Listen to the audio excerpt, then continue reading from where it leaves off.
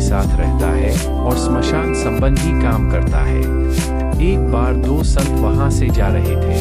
उन्होंने एक चमत्कारी पेड़ उस भूमि में देखा। वे पेड़ के चमत्कार की बात करते थे कि इस जमीन का मालिक कुछ समय में राजा होगा। यह बात करकंडू ने सुनी।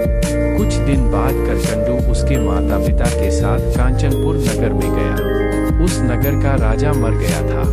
नया राजा ढूंढना था। देव ने कहा कि सजाया हुआ घोड़ा जिस व्यक्ति के पास जाकर हिनहिनाएगा उसे राजा बनाना। सजाया हुआ घोड़ा करकंडू के पास जाकर हिनहिनाया, जिससे देव के कहे अनुसार मंत्री ने करकंडू को नया राजा घोषित किया। मान सम्मान से वे करकंडू को महल में ले गए। यह सब पुण्य का खेल है। पुण्य से सुख मिलता है और धर्म करने से पुण्य मिलता है। इसलिए बहुत बहुत धर्म करना चाहिए। करकंडू को राजा बनाने का विधि विधान करने में आया। उनका राज्याभिषेक करने में आया। राजा के पास बहुत सारे गाय और बैल थे, किंतु नंदी नाम का बछड़ा राजा को बहुत प्रिय था।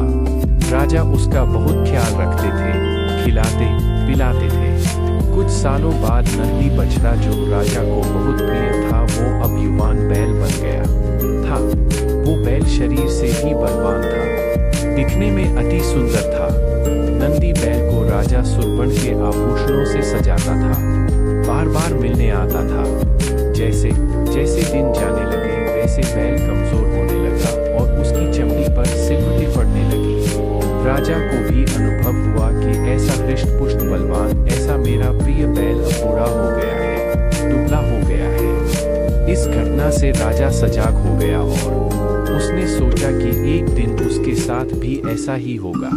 इसलिए उन्होंने दीक्षा लेने का निर्णय ले लिया। मेरा शरीर दुर्बल हो उसके पहेले में बहुत सारा धर्म करूं, जिससे अगले भव में मुझे सद्गति मिले और मैं सुखी हो जाऊं। उनकी दीक्षा की भावना से देव वहां आए। राजा ने अपने सब अलंकारों का त्याग किया और बाद में देवों ने उन्हें जैन साधु के कपड़े दिए। वे पहनकर अब राजा करकंडू मुनि करकंडू बन गए। बोध शरीर का कोई भरोसा नहीं। एक दिन निश्चित बुढ़ापा आएगा, बीमारी, अशक्ति आएंगी। उससे पहले युवानी में धर्म कर लेना चाहिए।